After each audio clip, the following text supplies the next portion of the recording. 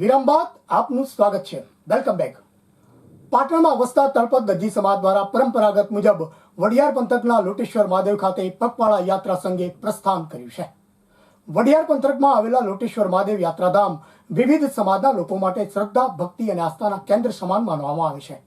કહેવાય છે કે મહાભારતના સમયકાળ દરમિયાન 11 વર્ષના વનવાસ સમયે પાંડવોએ આ સ્થળે રોકાયા હતા. તો દંતકથા મુજબ ભીમે આ સ્થળે લોટી ઊંધી વાળતા સ્વયંભૂ શિવલિંગ પણ પ્રગટ થયું હતું. ત્યારથી આ સ્થળ લોટેશ્વર યાત્રાધામ તરીકે પ્રસિદ્ધ બન્યું છે.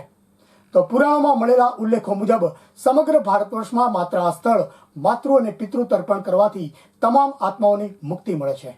ત્યારે પાટણ શહેરમાં વસતા તળપદ દરજી સમાજના લોકો વર્ષોથી પરંપરાગત મુજબ પોતાની બાધા માનતા પૂર્ણ કરવા પગપાળા યાત્રા સંઘ યોજી મહાદેવને શીશ નમાવવા જાય છે. ત્યારે આજે ફાગણ વદ 11ના પવિત્ર દિવસે સમાજના આસ્થાના કેન્દ્ર સમાન કાપડિયા વીરદાદાના મંદિર પરિસર ખાતે સંઘના પ્રસ્થાન પૂર્વે સમાજના શ્રદ્ધાળુ ભક્તો તેમજ સંઘી પરિવાર દ્વારા વીરદાદાની આરતી ઉતારી ધજાની વિધિવત રીતે પૂજા વિધિ કરવામાં આવી હતી. તો સૌ કોઈએ તેના આશીર્વાદ પણ મેળવ્યા હતા. ત્યારબાદ સંગીતની સુરાવળી વચ્ચે પગપાળા યાત્રા સંઘે પ્રસ્થાન કર્યું હતું. આ સંઘમાં સમાજના અબાલ, વૃદ્ધ, મહિલાઓ અને યુવાનો દાદાની ધજાદંડને નમન કરી આશીર્વાદ મેળવ્યા હતા.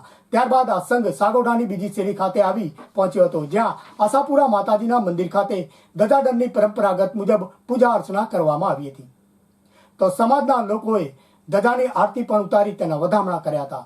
છેલ્લા 36 વર્ષથી તળપદ દરજી સમાજ દ્વારા દર વર્ષે અલગ અલગ સંઘપતિઓ દ્વારા આ સંઘ યોજવામાં આવે છે. ત્યારે આ સંઘમાં ચાલુ વર્ષે 50 જેટલા પદયાત્રીઓ ભોલેનાથના જયઘોષ સાથે વાતે ગાતે લોટેશ્વર મહાદેવ ખાતે પ્રસ્થાન કર્યું હતું. નોંધનીય છે કે દરજી સમાજના લોકો 3 દિવસ સુધી લોટેશ્વર મહાદેવ ખાતે રોકાઈ પોતાની વાધા માનતા પૂર્ણ કરી 14ની સવારે ભગવાન ભોળાનાથના મંદિર પર ધજારોહણની વિધિ સંપન્ન કરશે.